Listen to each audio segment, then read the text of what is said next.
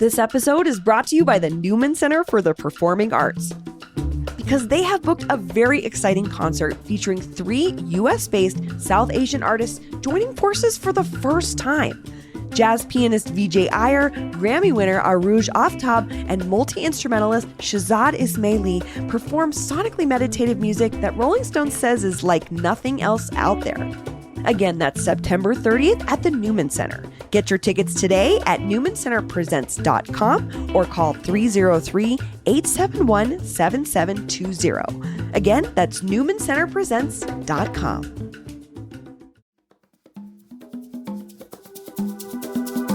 Today on CityCast Denver. Was there really a bar and quote-unquote prostitution tents at an unhoused encampment downtown? And could the increase in public overdoses mean we're overdue for another legislative fight over supervised drug use sites? It's Tuesday, so me and producer Paul Caroli are talking about all the local stories that matter, plus answering your questions and comments. Today is Tuesday, September 19th. I'm Bree Davies, and here's what Denver's talking about.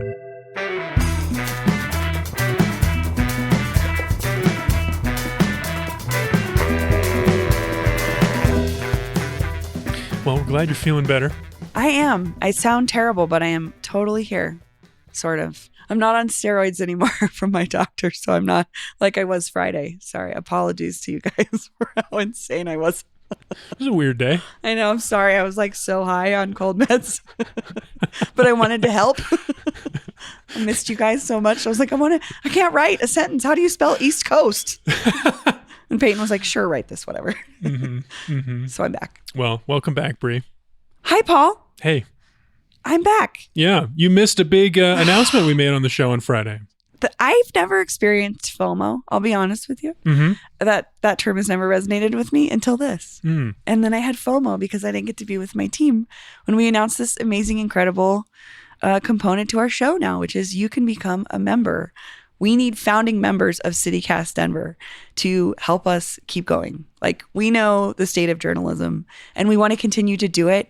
And you can be a part of that right now. So if you join as a founding member of CityCast Denver, you get perks, ad-free listening, and some exclusive members only things that we'll be rolling out here soon, which I'm really excited about.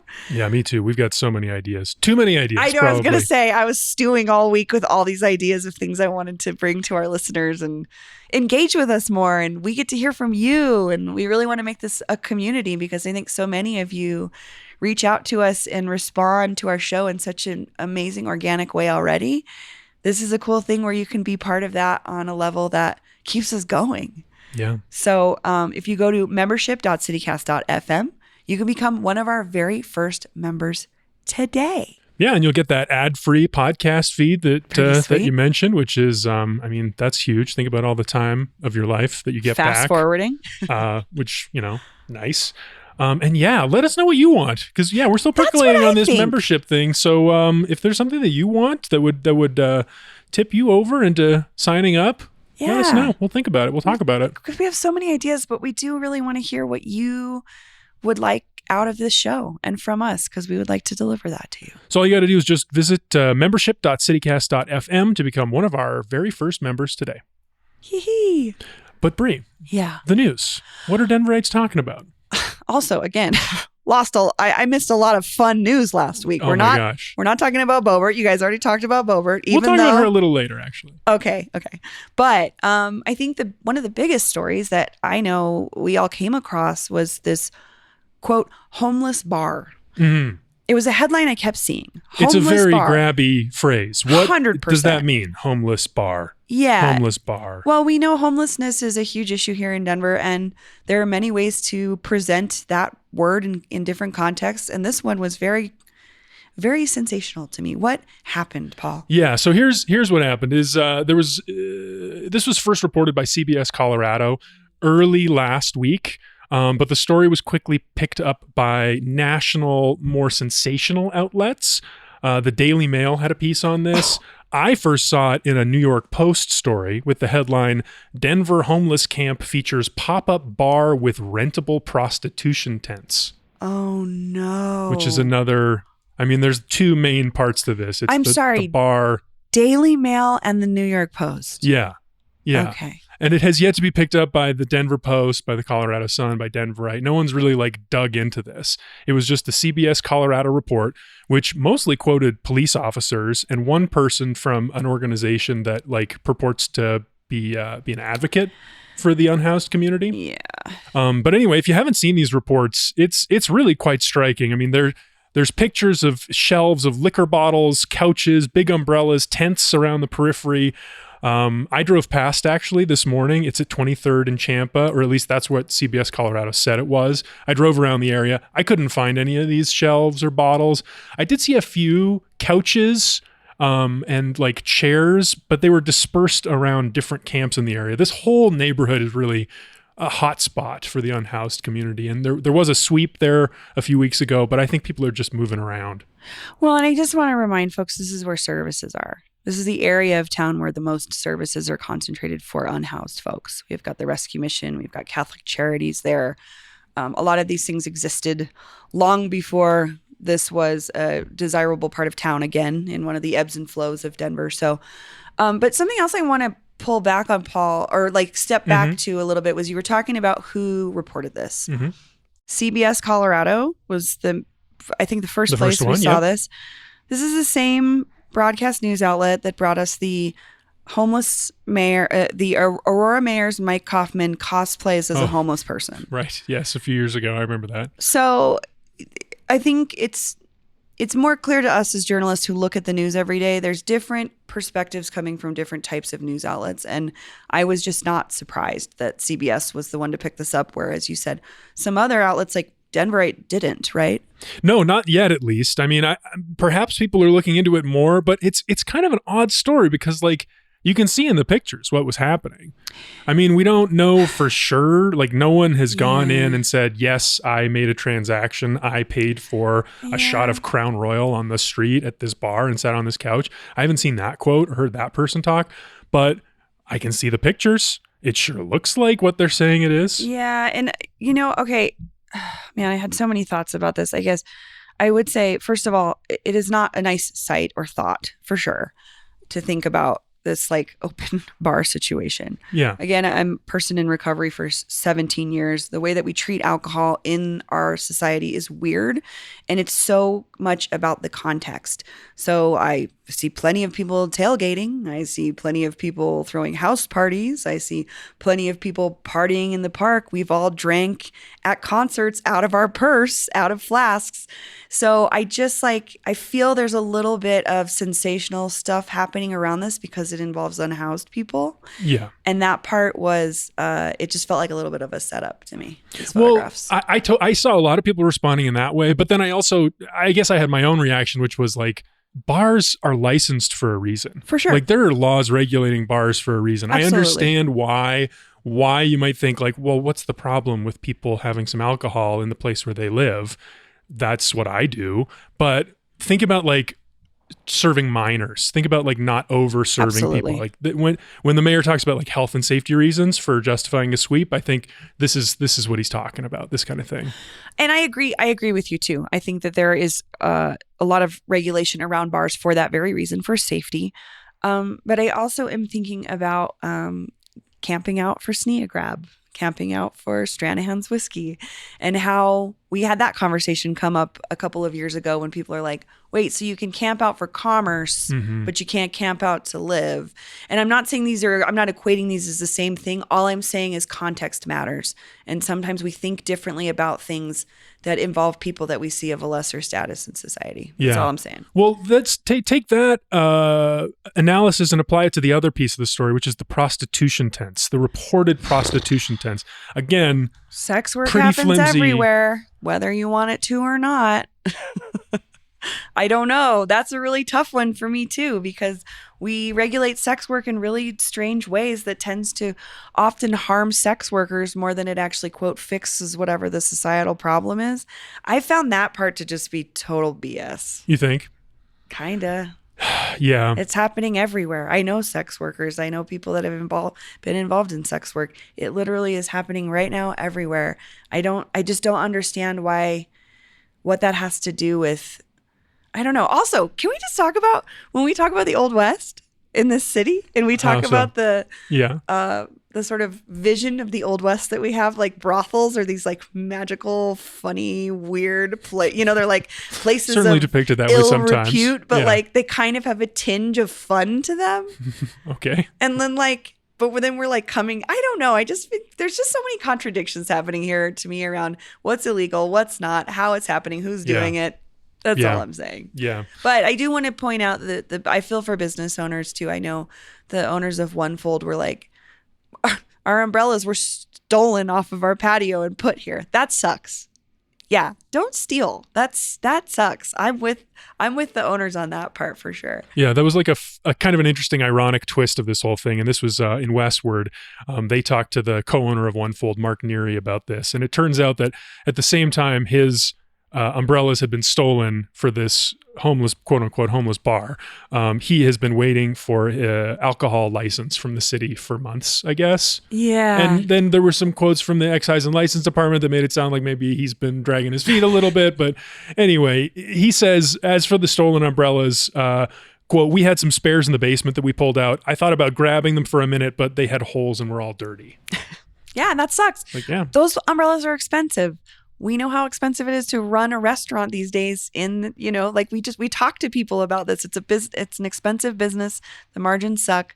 So that was the only part of the story to me that really like made me feel for something, was like, these business owners are just trying to run a business. Yeah. So. Let's move on, because this other thing we want to talk about today has interesting thematic connections here about context and what people do and who shoulders the burden, perhaps. For sure. So there was a story in the Denver Post about overdose deaths being on the rise here in Denver.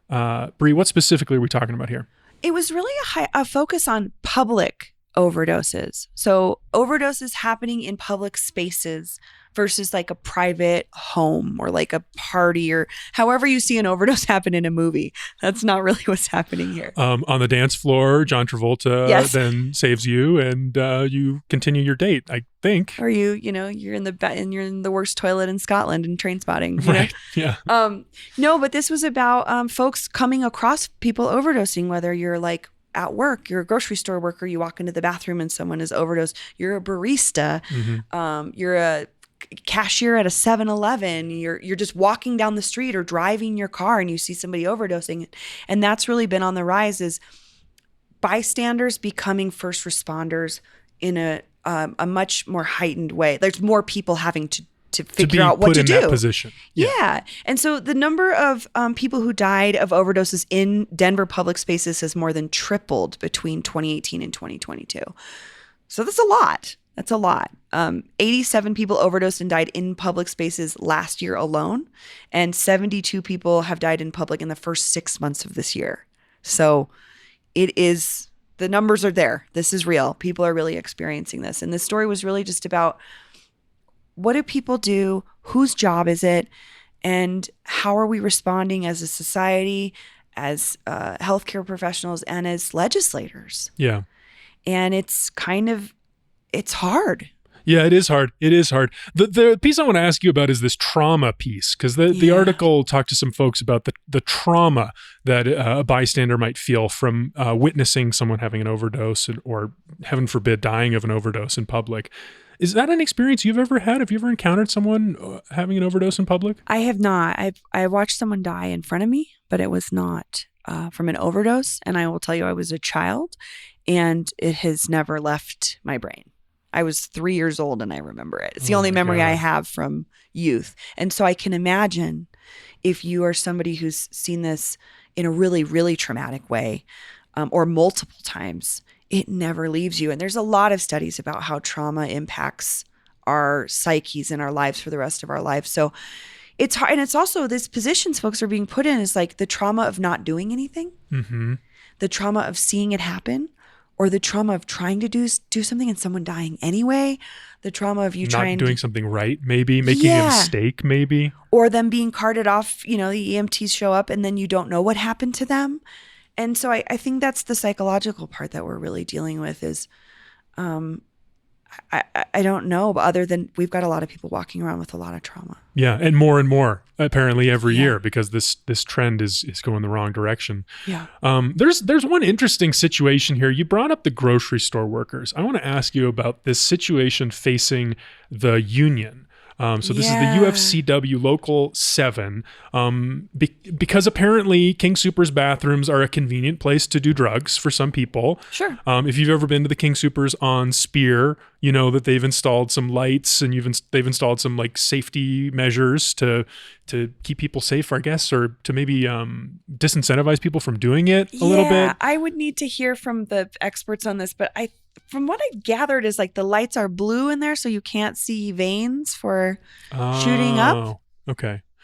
Well, but it puts it in the context of this. This is a public space. Yeah. So the union, the head of the union, Kim Cordova, says they're considering asking the company to train employees and supply folks with naloxone. Yeah. As part of their regular work as, grocery store clerks and boxers and stuff. Quoting from the article, on the other hand, Cordova said, union officials aren't sure they want their workers to have that responsibility. Totally. For one, they aren't paramedics. She also expressed concern about the mental health impact of trying and failing to save someone's life. Or what if the overdose victim reacts violently? Yeah, I want to talk about the reaction in a minute, but I understand this perspective as well. We ask people in positions of customer service, on front customer-facing positions, to do all kinds of things all the time that A, they're not qualified to do, and B, they're not paid enough to do, and they don't have enough training or support to do those things. Because if you see, there's a story in this story, there's a gentleman who saw someone overdose in a restroom at work at a grocery store. And ever since then, he can't go back in the bathroom. And then he just doesn't go to the bathroom until he goes home. It's causing a health issue for him because it's so traumatic. Yeah. And so I see where the union is coming from, and is like, why do we have to train our people to be on the front lines of something that we need to deal with as a society? And I can see the balance of like tipping the scale. So do we train people? In theory, yes, because you want more people to be able to help others.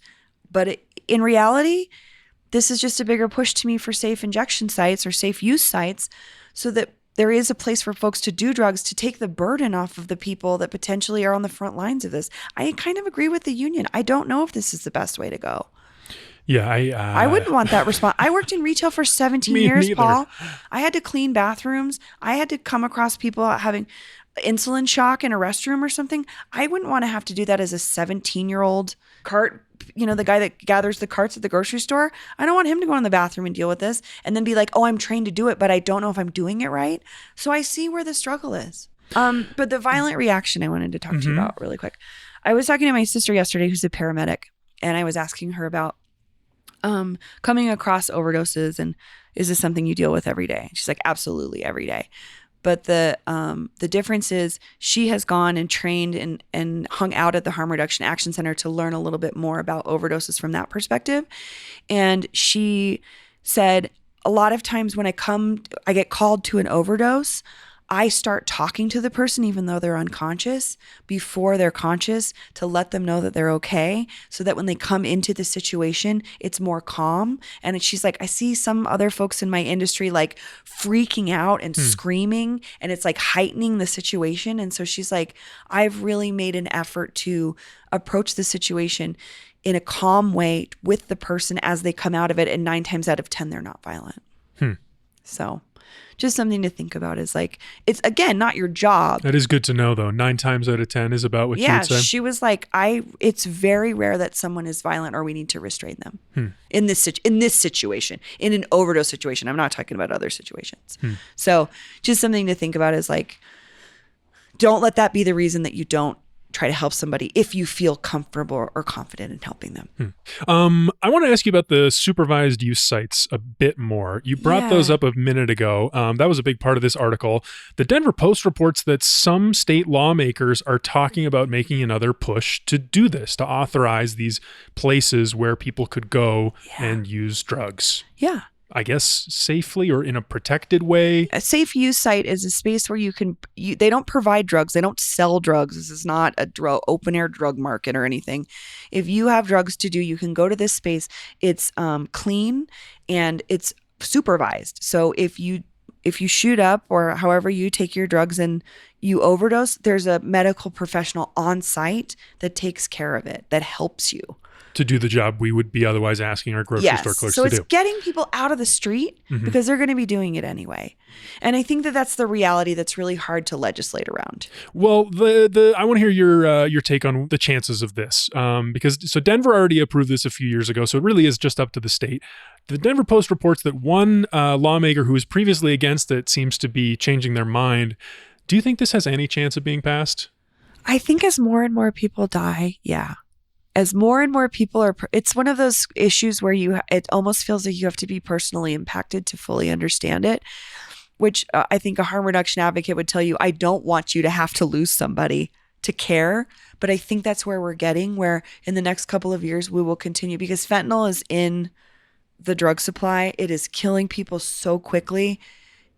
It's going to force more people to care, or at least empathize and understand. And I do think in a couple of years, we'll be at a place where maybe this is when we talk about this with Colorado all the time, right, Paul? We're this forefront for drugs, for legalization, for how we handle them, for how we sell them, for how we supply them.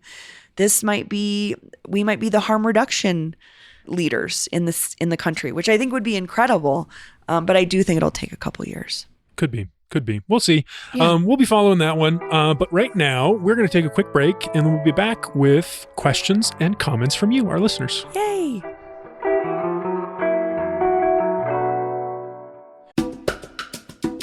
This episode is brought to you by Bad Boy Boards.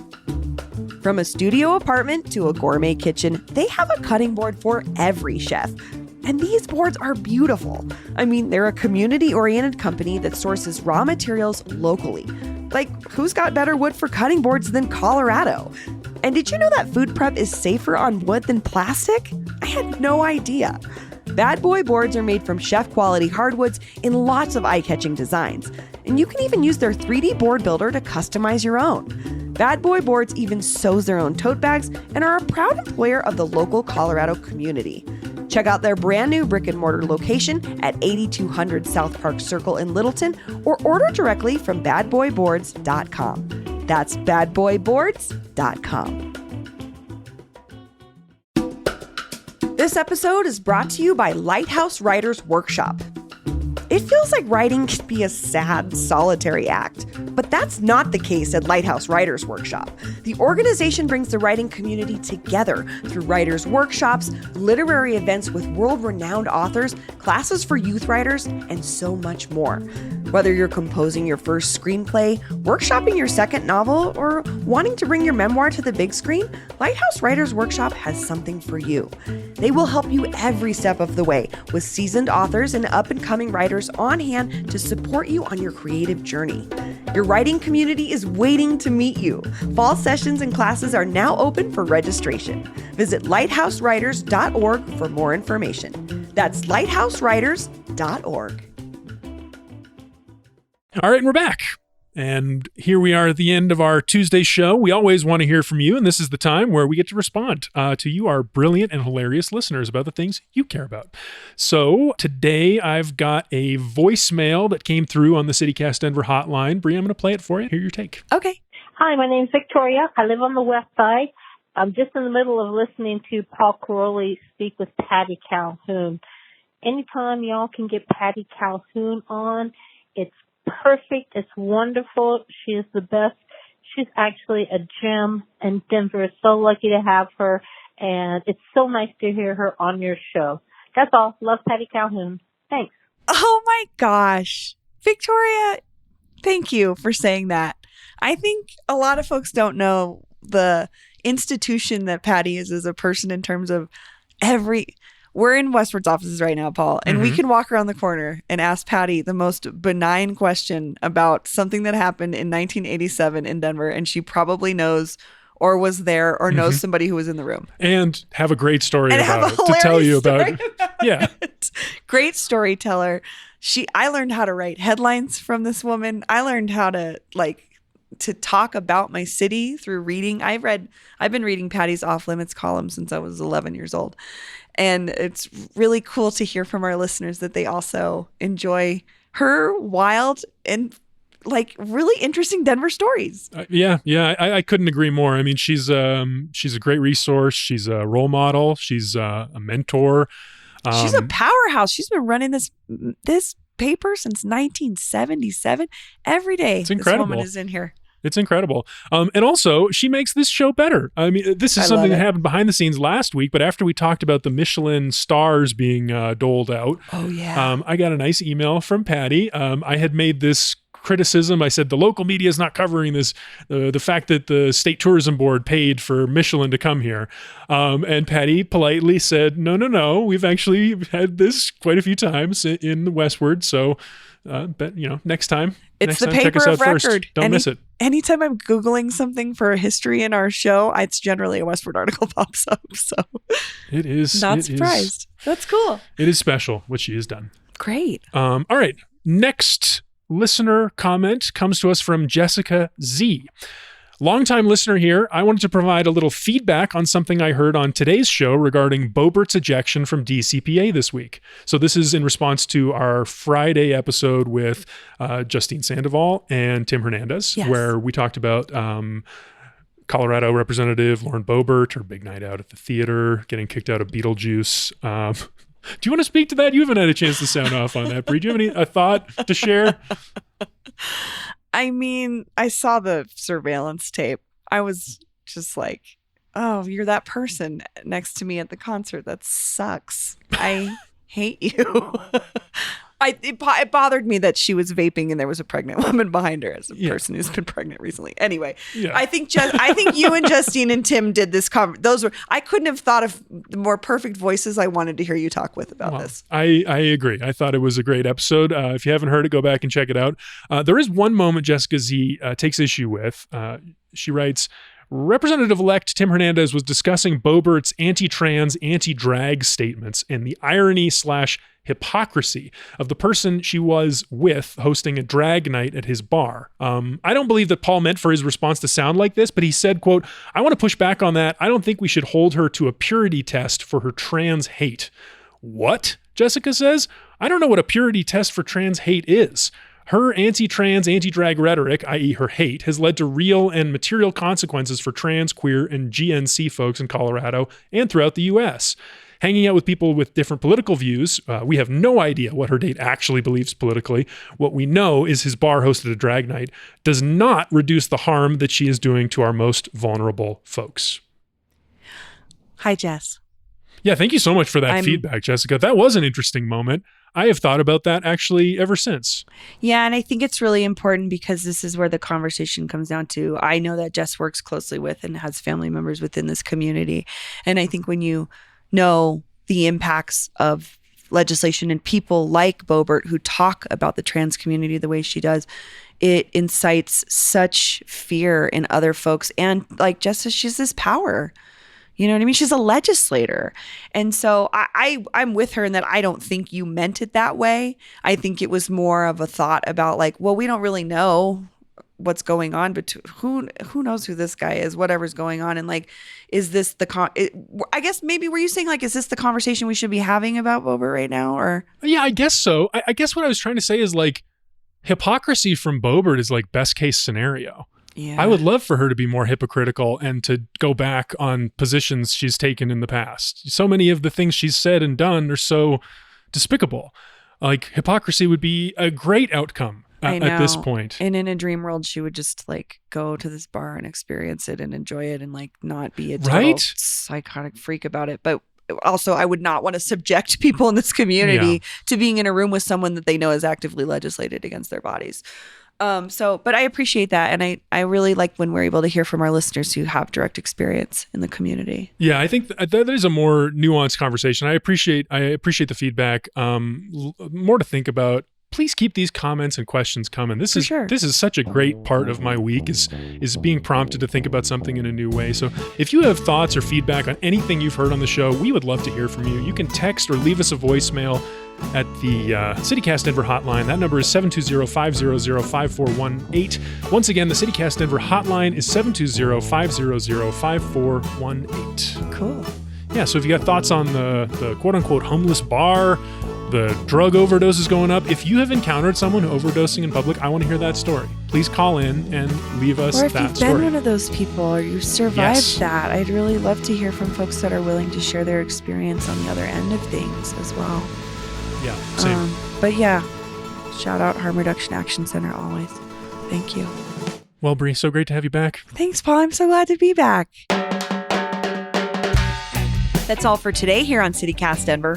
If you enjoyed this show, why not take a minute to tell One-Fold co-owner Mark Neary about us? Rate the show wherever you get your podcasts and subscribe to our morning newsletter, Hey Denver, and learn more about us at denver.citycast.fm. We'll be back tomorrow morning with more news from around the city. See you later.